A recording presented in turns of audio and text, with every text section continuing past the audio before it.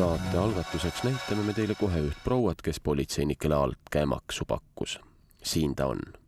Ja kujutage te endale ette, et avatud mõistusega inimene võib politseinikele peale raha veel ka midagi muud altkäemaksuks pakkuda. See proua pakkus ise ennast. Ja mitte et ainult sõnades, ka tegudes.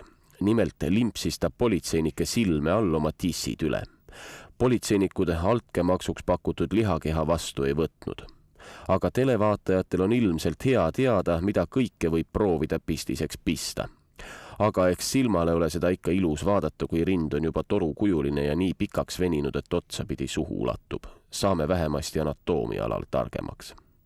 Hea seegi, et naiste rahvaga tegu oli.